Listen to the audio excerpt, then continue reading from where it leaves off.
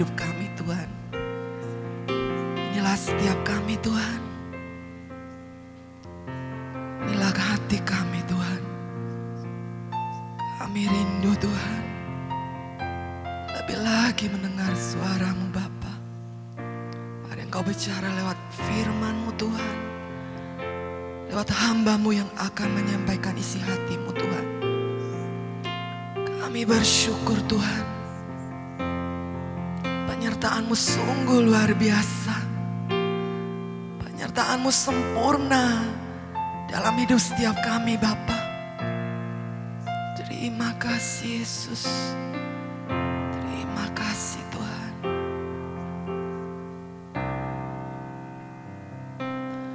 Penyertaan-Mu Tuhan, segalanya bagiku.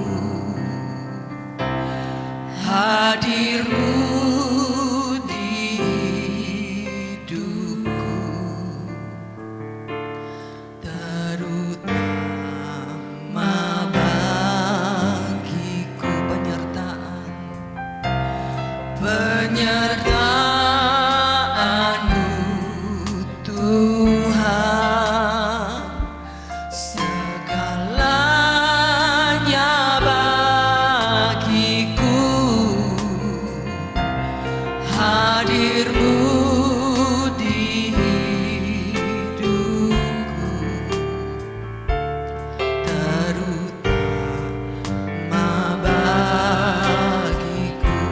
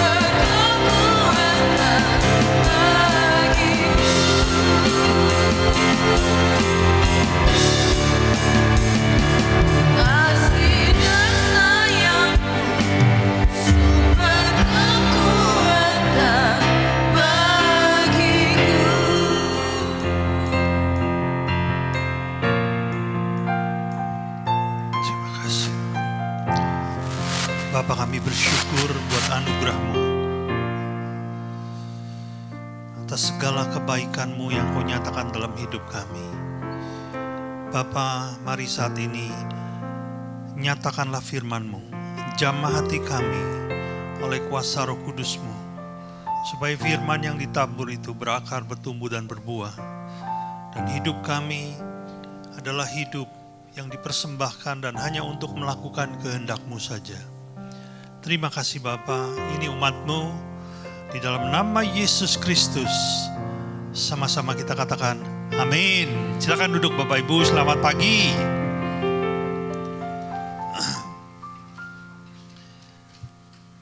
Ya, tanpa terasa kita sudah masuki bulan Agustus 2024 ini.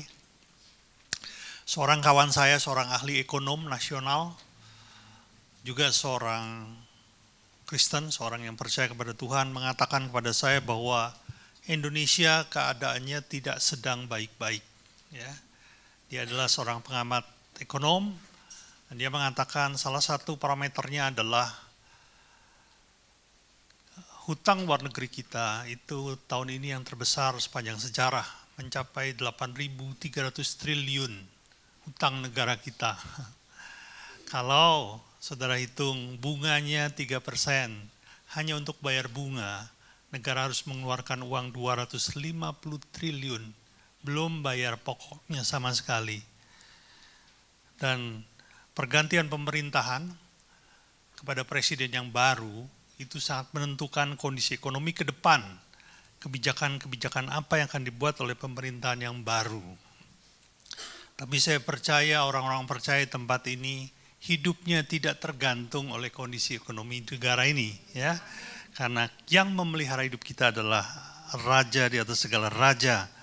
Sejarah membuktikan bahwa orang-orang percaya melalui zaman demi zaman, ribuan tahun, kerajaan demi kerajaan, bahkan di masa-masa yang paling sulit. Salah satunya adalah ketika hujan tidak turun selama 3,5 tahun, tidak ada panen, baik ternak maupun tanam. Tapi Allah membuktikan siapa dirinya sesungguhnya. Dia bisa memelihara orang-orang yang bergantung kepadanya.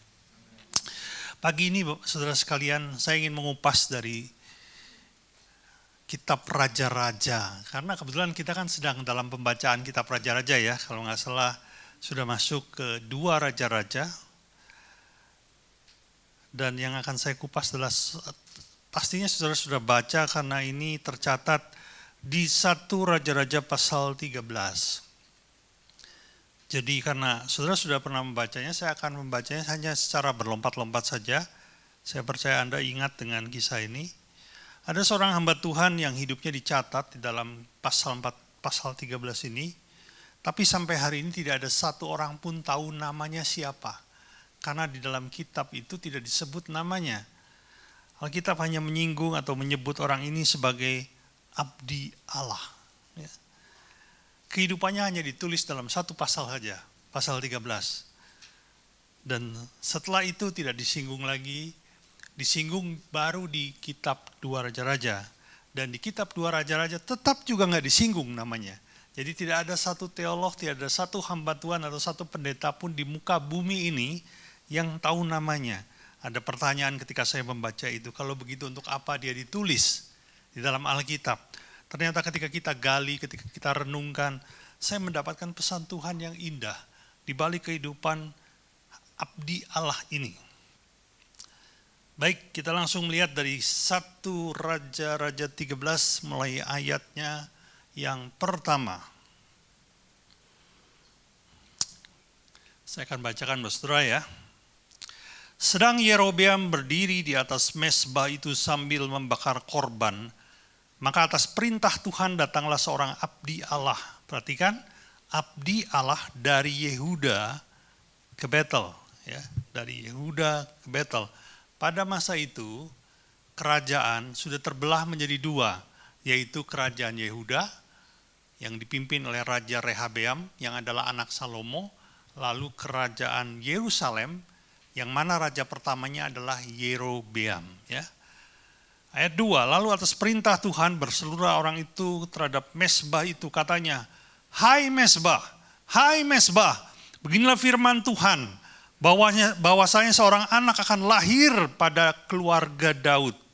Yosia namanya, ia akan menyembelih di atasmu imam-imam bukit pengorbanan yang membakar korban di atasmu. Juga tulang-tulang manusia akan dibakar di atasmu. Saya perlu ceritakan sedikit latar belakangnya. Kenapa ini disebutkan mesbah ya saudara? Karena pada masa itu kerajaan Yerobeam memimpin 10 suku. Dan Yerobeam ini raja yang amat jahat saudaraku. Dia khawatir 10 suku yang dipimpinnya ini kembali kepada Raja Rehabeam, bersatu dengan Yehuda, sehingga dia kehilangan kekuasaannya. Kenapa demikian?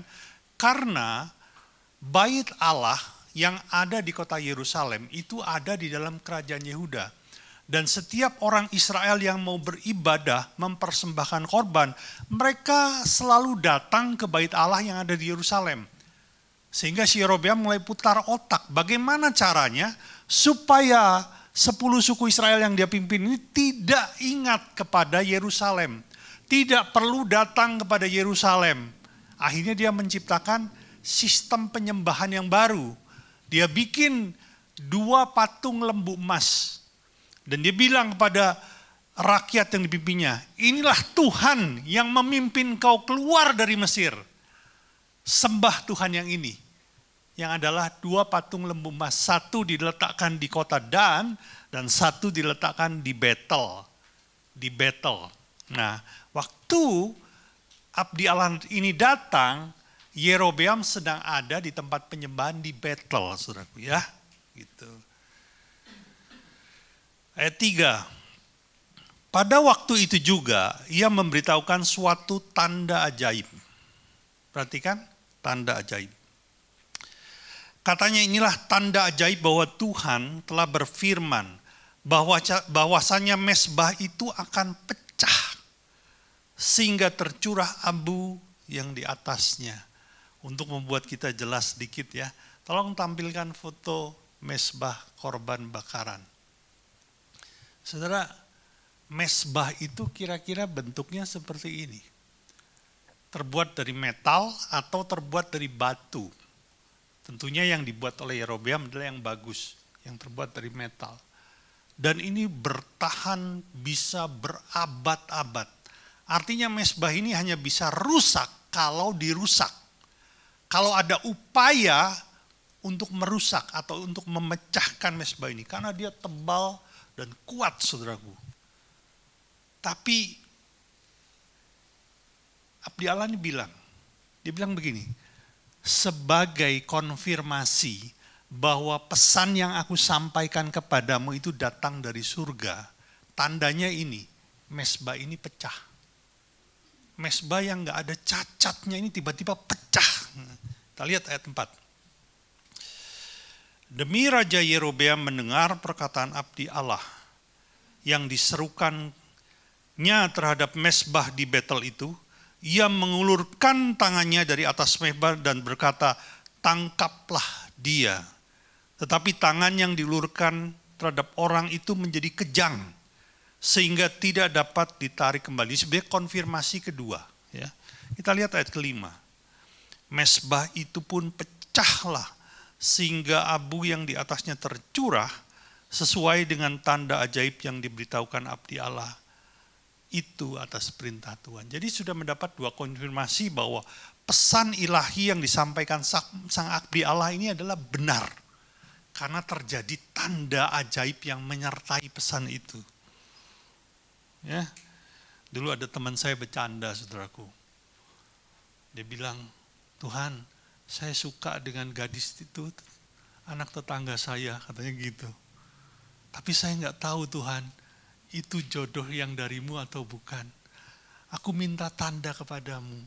Kalau jodoh itu, kalau gadis itu adalah jodohku, tolong buat pohon mangga di rumah saya, keluar buah durian, katanya gitu. Ya, ya mungkin dia niru ini kan. Tapi sampai hari ini pohon mangga itu keluarnya mangga terus, saudaraku ya. Perhatikan saudara, Alkitab mencatat hamba Tuhan ini hanya disebut sebagai abdi Allah. Dan abdi Allah ini diberi tugas menyampaikan pesan. Sebenarnya pesan ini pesan penghukuman kepada Yerobeam yang pada saat itu jadi raja Israel. Dan saudara tahu kapan pesan ini terjadi? Pesan ini terjadi 250 tahun kemudian setelah Raja Yerobeam mati. Lahirlah dari garis keturunan Raja Daud. Ya, Yerobeam itu bukan garis keturunan Daud. Dari garis keturunan Raja Daud lahirlah seorang raja bernama Yosia. Dan di zaman Yosia memerintah, Yosia melakukan reformasi, perubahan besar-besar. Setiap bukit di mana di situ ada tempat penyembahan berhala, di mana di situ ada tempat dewa-dewa disembah selain Allah Israel, itu dihancurkan sama dia. Bahkan imam-imam yang melayani di situ dibunuh, dibakar, dan tulang-tulangnya itu dijadikan abu. Sedemikian keras hal yang dilakukan oleh Yosia, saudara. Itu betul-betul tergenapi. Tapi waktu saya pikir begini, saudaraku, kenapa lama banget gitu loh. Kenapa pesan Tuhan itu baru terjadi 250 tahun kemudian. Enggak setahun kemudian aja. Karena kan ada kemungkinan kalau sudah 250 tahun, orang udah pada lupa, betul enggak? Bahwa Tuhan pernah bernubuat seperti itu. Ada banyak orang bahkan sudah mati, dan ketika mereka mati, mereka tetap melihat bahwa pesan itu tidak terjadi. Kenapa sedemikian lama gitu loh, saudaraku. Dan waktu saya renungkan hal ini, Roh Kudus menyingkapkan sesuatu, bahwa di titik ini sebetulnya kita melihat siapa Allah kita sesungguhnya, yaitu Allah yang panjang sabar dan merindukan pertobatan. Saudara. Kalau saudara membaca dan meliti ulang, dan saudara pasti sudah paham karena kita memang sudah baca di titik itu, saudaraku. Setelah Raja Yerobeam meninggal, ternyata generasi penerusnya kembali kepada dosa yang sama. Generasi kedua kembali kepada dosa yang sama.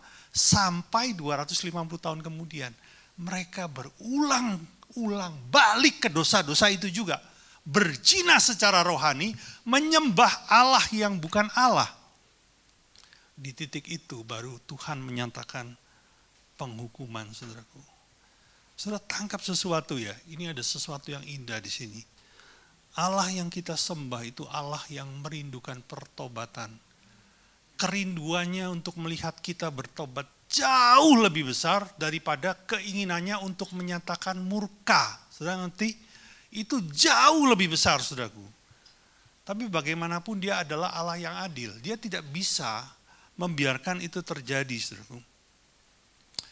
Kadang-kadang karena begitu panjang sabarnya Tuhan, ada banyak orang percaya itu meringankan titik ini, saudaraku. Enggak apa-apa. Enggak apa-apa. Satu ketika saya masih tinggal di Tangerang, saudaraku, ada seorang pengusaha yang adalah perantau dari kota Malang, pindah ke Jakarta, pindah ke Tangerang, memulai sebuah usahanya, saudaraku. Dia punya seorang istri dan 2 orang anak. Dan usahanya ketika dirintis ini orang Kristen, saudara. Waduh, rajin ke gereja. Ya, dia rajin ikut persekutuan, rajin melakukan aktivitas rohani. Dan usaha yang dirintisnya itu hari demi hari, bulan demi bulan meningkat dengan baik. Dari nggak punya apa-apa, saudaraku. Dia memulai usahanya itu dengan modal sepeda motor lawas jadul. Dia mulai usahanya, meningkat. Sampai bisa beli mobil, sampai bisa beli mobil untuk pengiriman, sampai bisa beli ruko, dan akhirnya punya aset-aset yang lain, meningkat luar biasa. Saudara. Sayangnya ketika dia berada di puncak,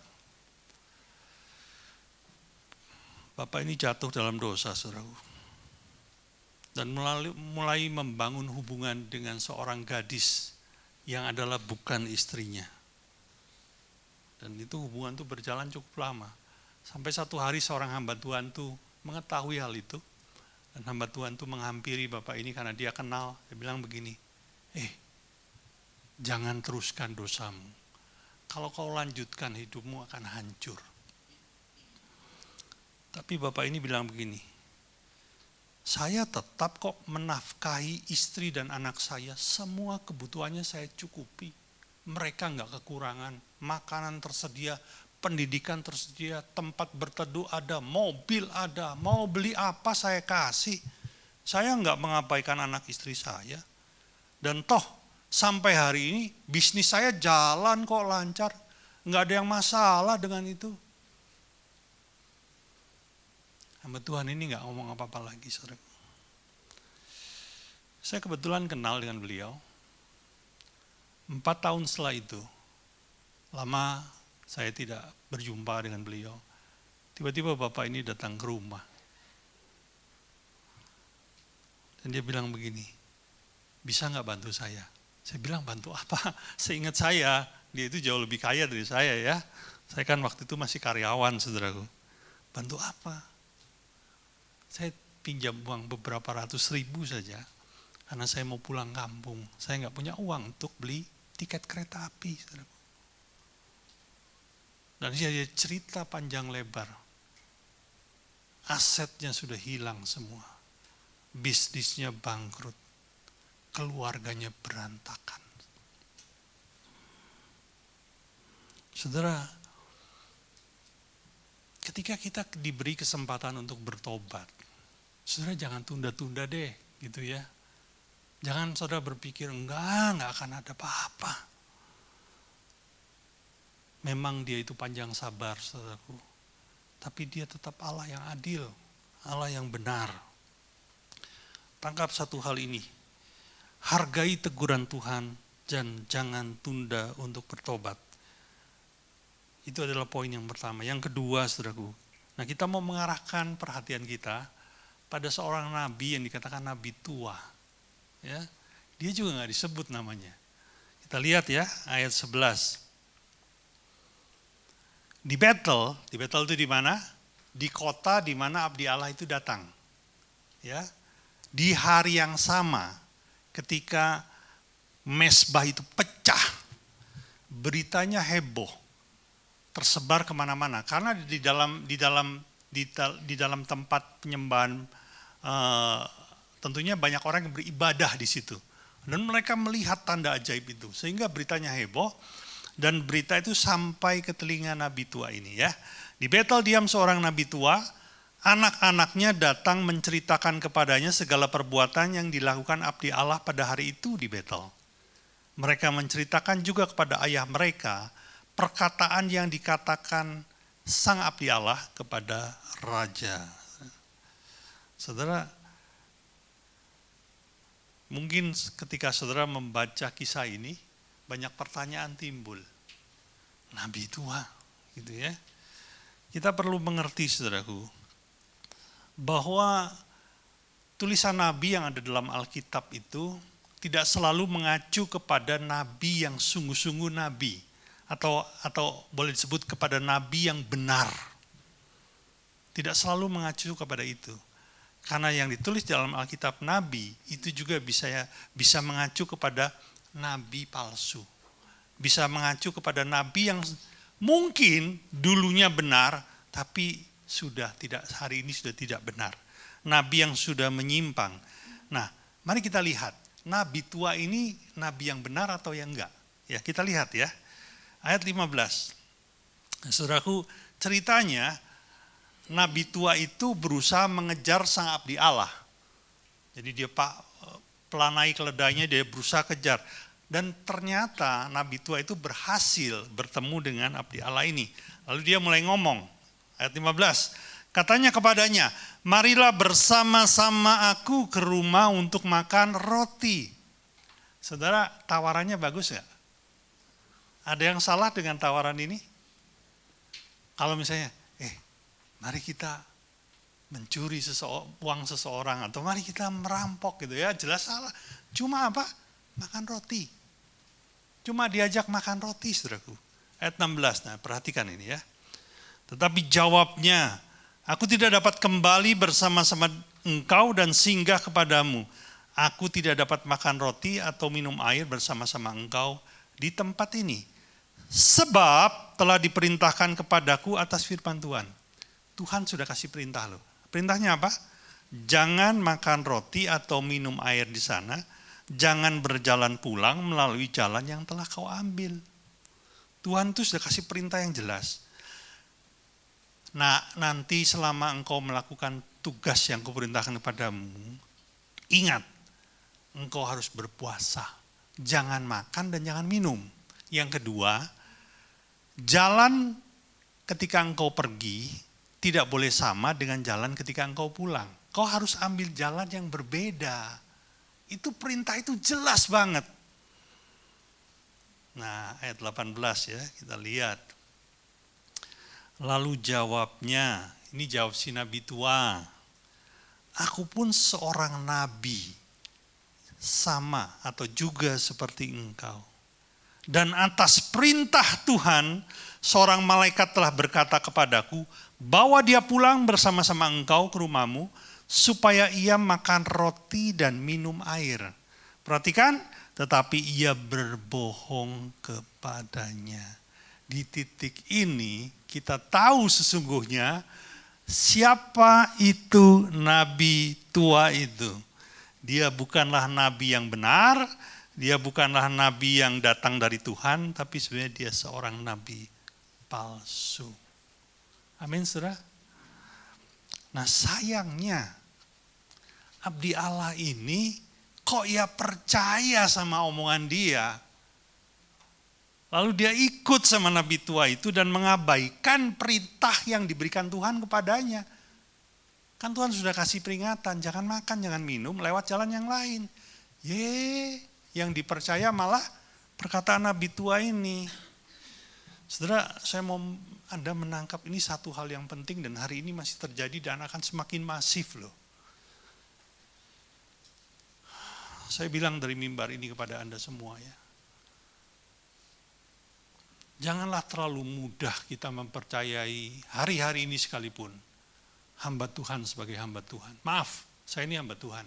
Bukan saya mau merendahkan hamba Tuhan itu seperti apa. Janganlah terlalu mudah. Kalau ada orang yang mengaku nabi, kalau ada orang yang mengaku saya dapat penglihatan, kalau ada orang yang mengaku saya dapat nubuatan tentang hidupmu, saya percaya dengan penglihatan, saya percaya dengan nubuatan. Tapi tahu, firman Tuhan mengatakan segala sesuatu itu harus diuji. Sayangnya, abdi Allah ini tidak mengujinya. Apa akibatnya? Nanti saudara baca di rumah ya, karena ini ayatnya banyak, jadi saya cerita aja. Abdi Allah ini abai, lalu dia ikuti keinginan dari nabi tua itu. Dia mulai bersinggah, mampir, lalu dia mulai makan dan minum. Setelah itu dia pulang, dan ketika dia pulang, dia mati dicabik singa. Mungkin saudara berpikir, wow, sayang banget. Dia sudah melakukan tugas yang hebat, disertai dengan tanda-tanda ajaib. Tapi berakhir seperti itu. Coba kita lihat Yeremia 14 ayat 14. Firman Tuhan berkata, jawab Tuhan kepadaku, para nabi itu bernubuat palsu demi namaku. Aku tidak mengutus mereka, tidak memerintahkan mereka, dan tidak berfirman kepada mereka. Mereka menubuatkan kepadamu penglihatan bohong, ramalan kosong, dan tipu rekaan hatinya sendiri. Wow. Bahkan Yesus sendiri memperingatkan kita. Coba kita lihat, Matius 24 ayat 24. Sebab Mesias-Mesias palsu dan nabi-nabi palsu akan muncul, dan mereka akan mengadakan tanda-tanda yang dahsyat dan mujizat-mujizat, sehingga sekiranya mungkin mereka menyesatkan orang-orang pilihan juga. Yesus sendiri memperingatkan kepada Anda dan saya, supaya kita hati-hati, saudaraku. Dan di akhir zaman, saya kalau boleh sebut, kita ini ada di ujung dari akhir zaman. Bukan di akhir zaman, tapi sudah di ujung kurang sedikit. Kalau saudara perhatikan tanda-tanda akhir zaman di Alkitab, hari-hari ini sedang terjadi. Dan seperti yang diprediksi, perang di Israel akan semakin besar. Ya, mulai dengan Israel dengan Hamas. Hanya cuma dua pihak ini. Hari ini Hizbullah, Iran, Yaman, Houthi mulai terlibat. Dan kabar terakhir, Presiden Joe Biden memerintahkan 12 kapal perang merapat ke Timur Tengah untuk mendukung siapa? Israel. Saudara, musuhnya Amerika siapa? Rusia. Kalau sampai Amerika campur tangan di situ, ikut berperang di situ, ada nggak kemungkinan Rusia juga membantu sekutunya di sana? Oh, dan itu memicu perang besar. Alkitab dengan jelas mengatakan, ketika perang yang sesungguhnya muncul, di titik itu, siapa yang akan muncul juru damainya? Antikris muncul. Jadi sebenarnya kita tahu kita ini ada di ujung akhir zaman.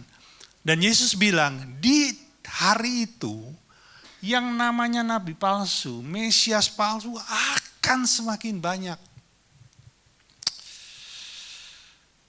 Haleluya. Saya tergerak untuk menyampaikan ini kepada saudara, supaya saudara punya sebuah kemampuan untuk tidak dipengaruhi atau tidak disesatkan oleh pengajaran-pengajaran yang enggak benar, saudara. Dengan keterbukaan sosial media, internet, dan segala macam, kita tuh tinggal buka. Yang kalau dibuka itu benar, puji Tuhan. Yang kalau dibuka itu sekalipun, maaf ya, namanya nabi kayak siapa, enggak benar, waduh, saudara. Kita dengan mudah terpengaruh, saudaraku. Satu kali saya melihat di sebuah tayangan YouTube, saya nggak sebut nama ya, nggak etis juga, terjadi di kota ini nih, ya di kota Malang, dan beliau melakukan pertemuan sebulan sekali di sini, ya. Ketika saya lihat, dia bilang begini, perhatikan saudara, kita akan melakukan perjanjian garam. Perjanjian garam, apa itu perjanjian garam? Segala sesuatu yang ditaburi oleh garam ini sudah didoakan. Segala sesuatu yang ditaburi oleh garam ini akan diberkati oleh Tuhan. Dan sudah tahu apa yang terjadi? Itu mulai dari bapak-bapak, ibu-ibu, sampai ada ibu-ibu ngeluarin buku rekening BCA, saudara. Ditaruh di depan, ditaburi garam loh beneran. Dia bilang, wah ini nanti Tuhan akan buat saldomu berlipat-lipat. Yang pasti jadi sop itu, bukan jadi.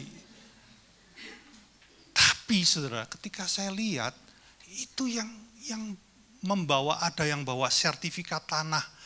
Ya, mungkin dia punya tanah dijual nggak laku-laku kali ya. Dia bawa rekening, ada yang bawa sertifikat deposito, ada yang bawa apa.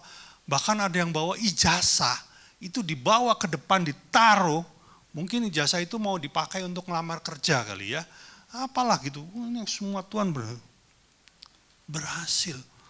Saudara, saya terheran-heran, ada ratusan orang maju. Sedemikian rupa, dan ketika saya lihat, loh ada teman saya di situ. Ya ampun, saudara, apakah itu cara kita diberkati Tuhan? Hah? Coba, saya tunjukkan 2 ayat saja, 2 ayat kita ngerti. Deuteronomi 28 ayat 1 dan 2.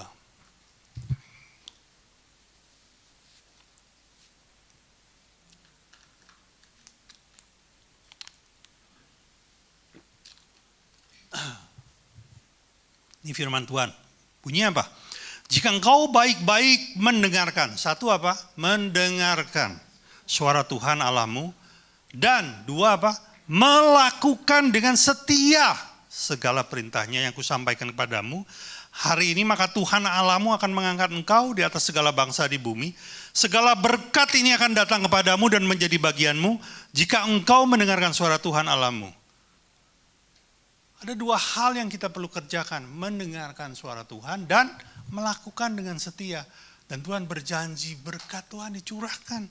Diberkatilah engkau di ladang, diberkatilah buah kandunganmu, diberkatilah adonanmu, bakulmu, ternakmu, hasil tanahmu diberkati. Ketika kita melakukan perintah Tuhan. Saudara, kalau engkau tidak hidup di dalam perintah Tuhan, mau dikasih garam 2 ton sekalipun, gak ada artinya saudaraku. Saudara ngerti gak? Jadi kadang-kadang kita ini, maaf ya, dibodohi dengan hal-hal seperti itu. Ini baru yang ringan-ringan saudaraku. Oleh karena itu, saya ingin mengingat, tolong ditampilkan itu. Saya pernah menyampaikan dan ini direkam saudaraku. Judulnya tentang nabi palsu. Saya dorong saudara bagi yang belum melihat untuk melihatnya kembali. Karena di sini dikupas bagaimana cara kita mendeteksi nabi palsu, para pengajar palsu. Ya, sekali lagi saya nggak anti pendeta, nggak anti orang yang menyebut nabi. Tapi saya rindu jemaat di tempat ini tidak disesatkan dengan mudah, saudaraku ya. Coba saudara tolong lihat, nanti linknya akan ada di deskripsi tayangan YouTube hari ini. Saudara tinggal klik saja. Ya ini setahun yang lalu. Tolong saudara lihat kembali. Poin yang kedua, saudaraku. Hati-hati dengan nabi tua. Hati-hati dengan segala sesuatu yang katanya datang dari Allah. Anda perlu mengujinya. Apakah itu sesuai dengan firman Allah atau tidak? Amin. Ya, karena dari dulu nabi palsu itu ada dan akan semakin banyak di hari-hari ini. Yang terakhir, haleluya. Nah, saudara perhatikan, ini yang terakhir ini yang lebih penting, paling penting ya. Sebetulnya kan simple. Abdi Allah ini cuma dikasih tugas, nah kamu temui Yerobeam. Di mana Tuhan? Di Betel. Kamu pergi sana, oke pergi. Terus sampai ketemu, bilang nak sampaikan firman ini. Disampaikan, selesai kan? Sebenarnya menurut saya tugas terberat itu ketemu Yerobeam. Kenapa? Karena itu di sana ada taruhan yang jelas dia bisa kehilangan nyawa. Karena itu kan menentang keputusan raja. Makanya waktu disampaikan raja bilang, tangkap dia. Karena mau dihukum. Ya, cuma karena pembelaan Tuhan tidak jadi. Nah, dia bisa lakukan tugas terberat itu dengan baik. Terus tinggal perintah terakhir. Nah, kalau sudah selesai, kamu pulang lewat jalan lain, tapi jangan makan, jangan minum, berpuasa saja. Engkau boleh makan kalau ketika engkau sudah tiba di rumah. Sebetulnya itu jauh lebih mudah, saudaraku. Ya, tapi di tengah perjalanan muncullah si nabi tua ini. Dan nabi tua ini mengajak melakukan sesuatu yang kelihatannya enggak dosa. Apa? Yuk mampir bentar ke rumah saya, makan, minum, segarkan tubuhmu, setelah itu pulanglah. Mampir bentar aja.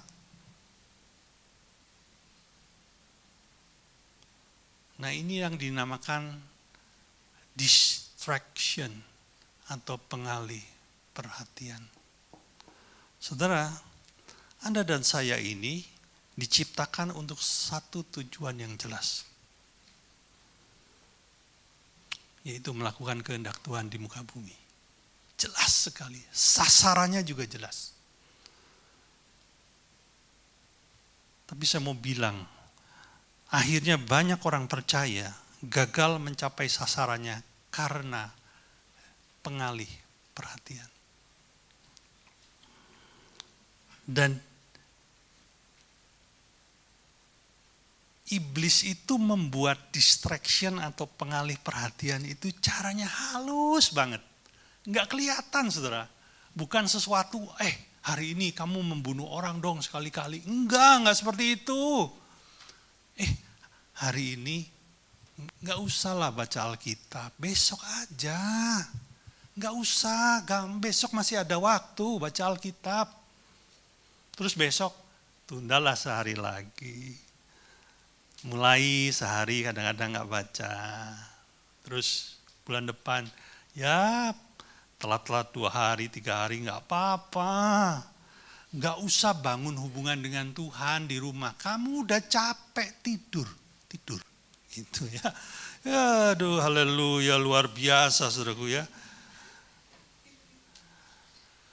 Saudara, saya mau mengajak kita melihat sebuah peristiwa yang terkenal.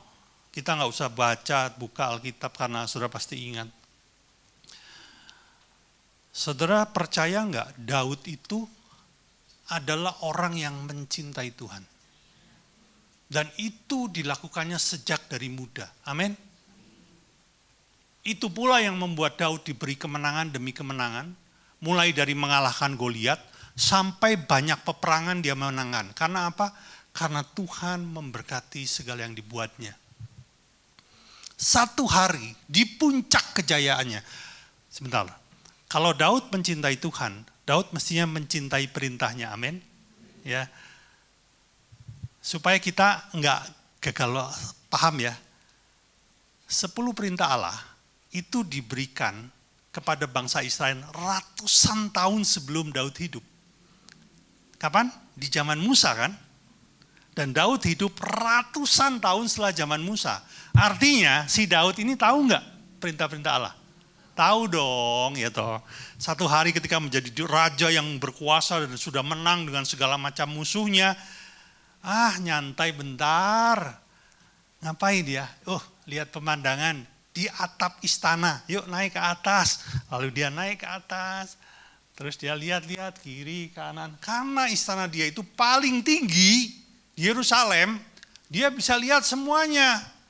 Termasuk dia bisa lihat, ada tetangganya lagi mandi, saudaraku. Yang mandi itu. Kelihatan saudara ya. Mungkin pada saat itu kamar mandi berbeda dengan hari ini ya. Tidak tertutup atapnya atau bagaimana. Kelihatan. Saya mau tanya, waktu dia lihat itu, teringat enggak dengan firman Allah? Coba firmannya. Tolong tampilkan Exodus Keluaran 20 ayat 17. Bunyinya, jangan mengingini rumah sesamamu, jangan mengingini istrinya. Jelas sekali. Waktu Daud lihat ada istri orang sedang mandi, firman ini pasti muncul. Terus iblis bilang gini, tahan 2 detik aja. Lihat 2 detik aja. Jangan langsung maling, 2 detik lihat dulu. Iya ya. Terus dia mau maling, tahan 1 detik lagi. Iya ya. Terus setelah itu dia turun. Kan nggak ditulis kan. Setelah itu dia lari ke rumah Batsheba. Enggak loh, nggak ditulis loh. Dia turun masuk kamarnya. Tapi yang 2 detik itu sudah masuk di sini loh. Dan itu sudah mulai bekerja. Halus sekali pekerjaan iblis itu. Dan setelah hari itu, malam demi malam, dia mulai menginginkan sesuatu. Saudara, hari ini, maaf nih ya, saya mah terus terang aja saudara. Sekalipun ini punya saya, ini HP ini punya saya saudara. Yang megang saya, istri saya boleh lihat. Tapi yang mengoperasikan selalu saya. HP pendeta. Saya ini sering lihat YouTube, sering lihat khotbah. Tapi apakah ketika saya buka YouTube, keluarnya khotbah melulu? Kadang-kadang ada nyelonong, gambar lain, orang pakai pakaian kekurangan bahan, saudaraku. Loh, kok bisa masuk, saudaraku? Di situ iblis bisa bilang, 1 detik aja. Makanya seorang kawan saya, seorang hamba Tuhan di Jakarta, dia bilang begini kepada para suami, para pria, ya, kalau Anda merasa pria, ya, tapi hari ini juga termasuk wanita lah, ya. Kalau itu udah kadung nyelonong, langsung geser, saudaraku. Entah geser matamu atau geser itunya. Digeser, saudaraku. Jangan biarkan itu terus-menerus ada di hadapanmu. Kalau itu kau izinkan, saudara, kalau itu saya izinkan terjadi dalam hidup saya, hari Sabtu ya, hari Sabtu saya harus siapkan besok khotbah. Terus saya di depan komputer menyiapkan materi firman. Yang muncul itu, saudaraku, akhirnya materi khotbah kacau tuh. Hanya gara-gara begituan, iya kan?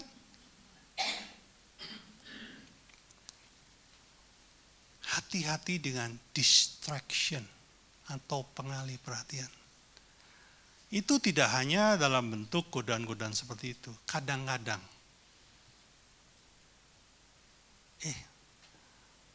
nanti jam 8 saya mau doa gitu. Tiba-tiba tamu datang. Ya wis tunggu tamunya pulang. Tamunya ternyata ngobrolnya sampai jam 10. Giran tamunya pulang, sudah ngantuk. Ya wis sisuk ae ngono ya. Sisuk repote setengah mati. Saudara.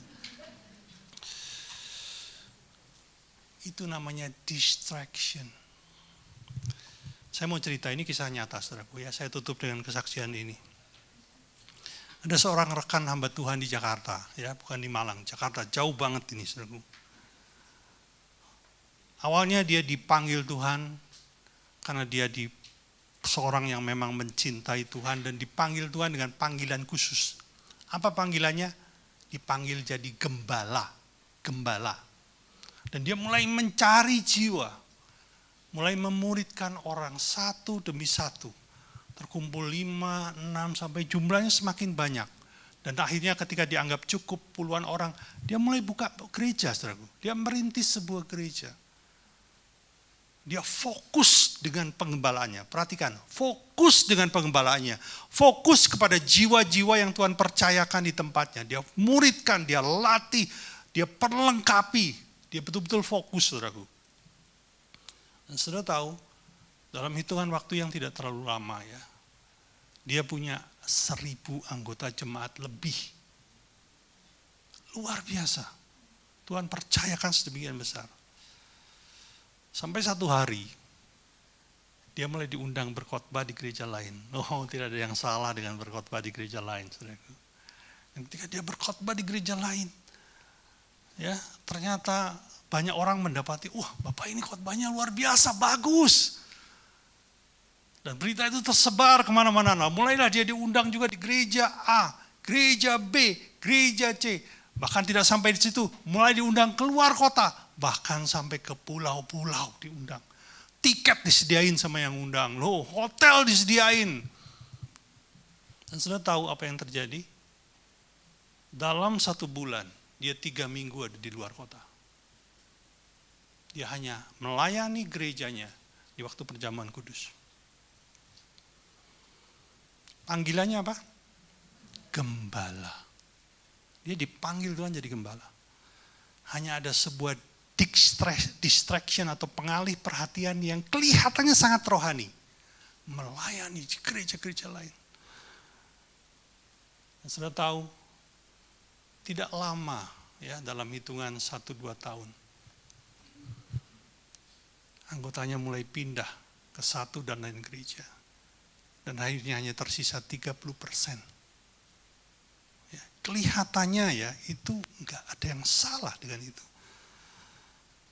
Tapi tahukah saudara, perkataan yang dosa di dalam Alkitab Perjanjian Baru, kata dosa itu ditulis dengan kata hamartia. Hamartia itu apa? Meleset dari sasaran. Jadi yang iblis coba buat adalah, iblis akan coba tarik sedikit perhatianmu, supaya sasaran hidupmu mulai bergeser sedikit saja. Dan itu cukup untuk membuat engkau meleset dari sasaran ilahi. Itulah hamartia.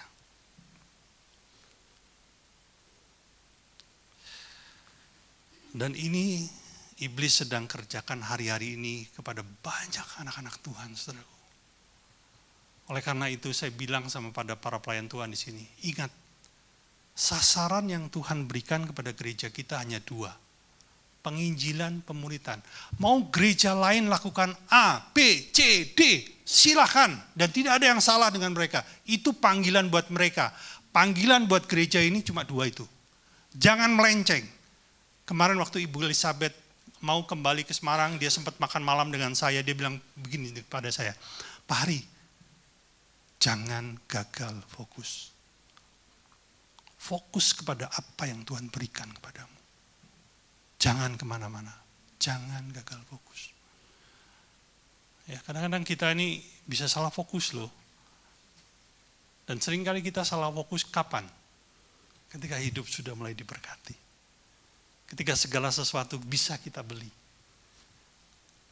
Kita bisa gagal fokus di sana. Hati-hati saudaraku. Lalu jalan keluarnya bagaimana? Sederhana.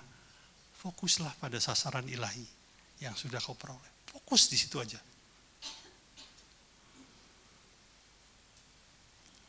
Ya.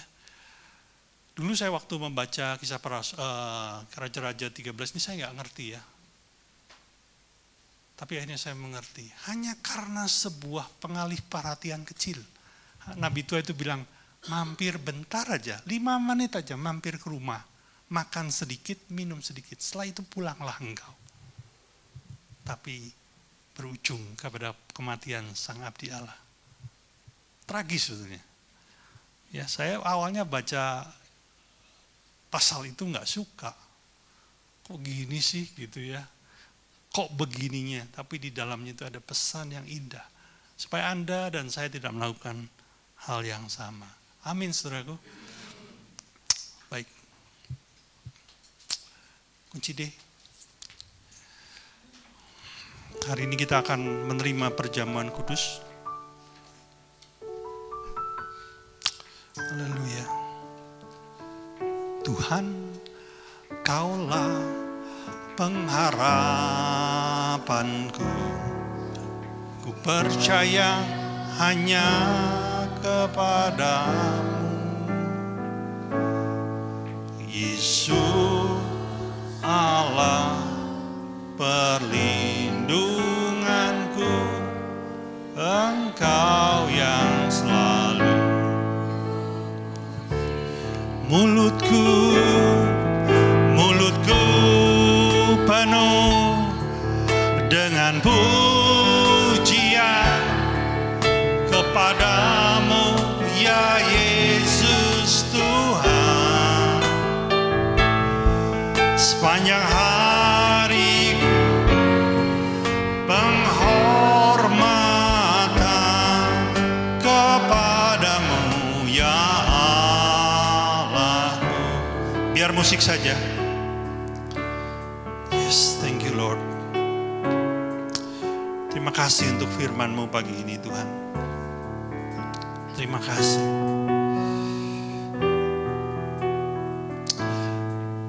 Kami akan menerima perjamuan kudus Bapa. Korban salib putra-Mu yang kudus, yang menebus dosa kami dan menganugerahkan keselamatan buat kami. Saudara, saya memberi waktu buat kita masing-masing untuk datang mengaku dosa kepada Tuhan. Bila ada hal yang tak berkenan di dalam hatimu, mari akuilah itu di hadapan Tuhan. Supaya kita layak menerima perjamuan ini.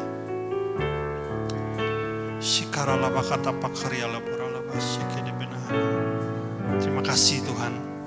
Engkau sungguh baik. Engkau sungguh baik. Mulutku penuh. Saya persilakan para hamba Tuhan untuk membagikan anggur dan roti.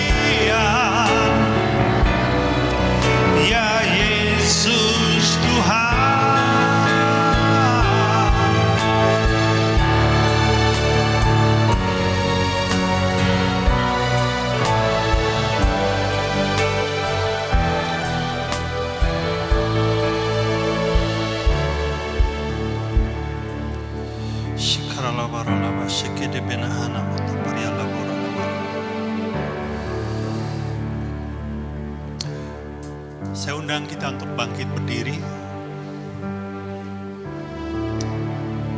Haleluya. Mari kita angkat roti di atas kepala kita.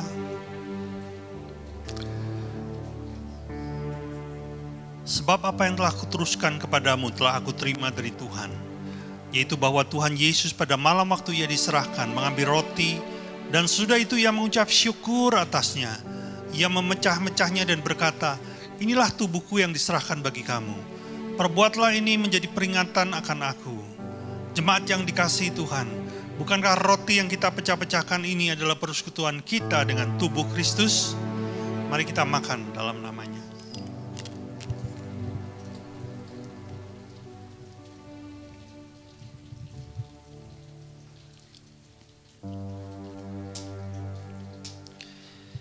Mari kita angkat cawan di atas kepala kita. Demikian juga ia mengambil cawan sudah makan lalu berkata, cawan ini adalah cawan perjanjian baru yang dimeteraikan oleh darahku. Perbuatlah ini setiap kali engkau meminumnya menjadi peringatan akan aku. Saudara yang dikasihi Tuhan, bukankah cawan pengucapan syukur yang atasnya kita ucapkan syukur adalah persekutuan kita dengan darah Kristus? Mari kita minum dalam namanya.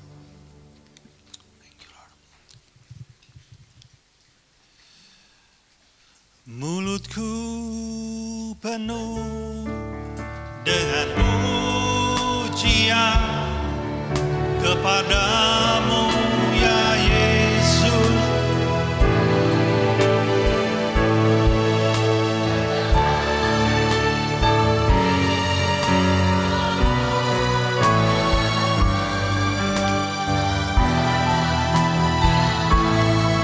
Sepanjang hari ku beri penghormatan kepadamu ya. Sepanjang hari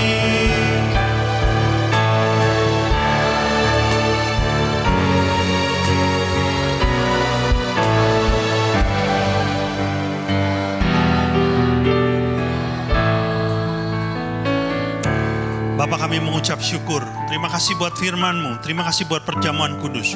Ini hidup kami bagimu Tuhan. Hidup yang sudah ditebus oleh darah yang mahal. Kami mau Engkau terus memimpin hidup kami. Kuasai hati dan pikiran kami oleh roh-Mu Tuhan. Oleh firman-Mu. Sampai kami melakukan semua yang menjadi kehendak-Mu. Di dalam nama yang kudus Yesus Kristus. Sama-sama kita katakan amin.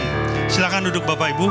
Sebelum mendengarkan pengumuman, sekali lagi saya ingatkan kepada Bapak Ibu, nanti di link YouTube hari ini, di sana ada di deskripsi ada link YouTube tentang nabi palsu. Saya dorong saudara untuk melihatnya kembali.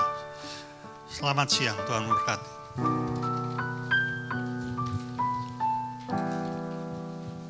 Shalom. Saya langsung membacakan pengumuman. Bagi saudara yang ingin memberikan persembahan, bisa melakukannya setelah ibadah ini selesai. Ibadah online dapat diakses sekitar nanti pukul 1 siang. Untuk linknya akan diinformasikan melalui grup WA gereja untuk membangun hubungan intim dengan Tuhan. Gereja mengajak semua jemaat untuk menyembah Tuhan di rumah masing-masing setiap pukul 8 malam. Saudara bisa mengajak seluruh anggota keluarga untuk terlibat di dalam penyembahan. Dan doa malam diadakan pada hari Rabu pukul 7 malam. Mohon hadir 15 menit sebelumnya. Dan kelas pendalaman Alkitab akan diadakan di hari Kamis pukul 7 malam. Kami undang Bapak Ibu untuk bangkit berdiri. Kita tutup ibadah pagi ini dengan doa. Bapa di dalam surga, terima kasih Tuhan buat waktu-waktu yang masih Engkau berikan pada setiap kami. Hari yang baru, kesempatan dalam hidup ini. Makasih Tuhan Yesus, kami bersyukur buat pagi ini Tuhan. Kami boleh berhimpun dalam keadaan yang baik di tempat ini. Memuji-Mu, menyembah-Mu Tuhan. Makasih Tuhan buat firman-Mu pagi ini Tuhan.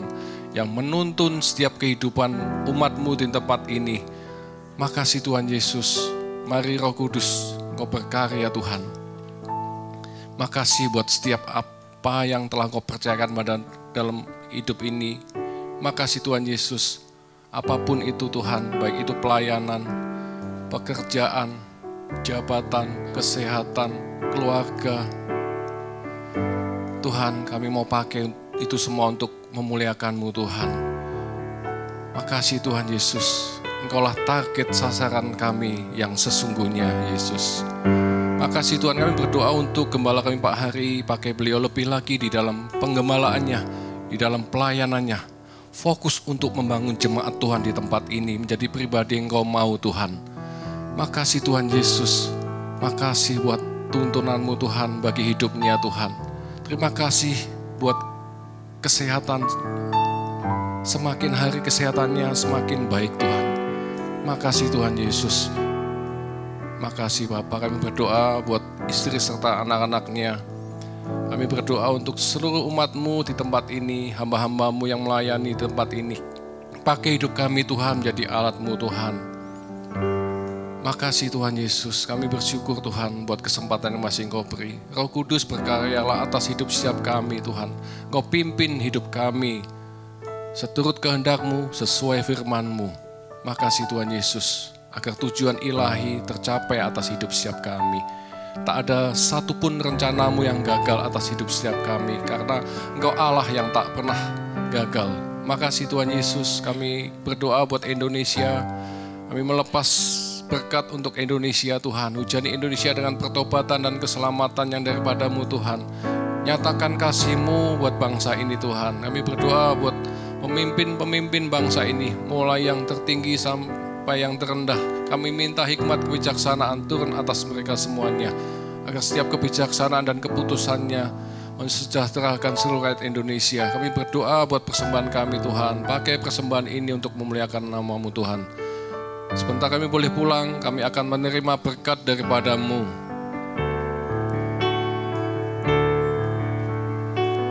Mari kita angkat tangan kita.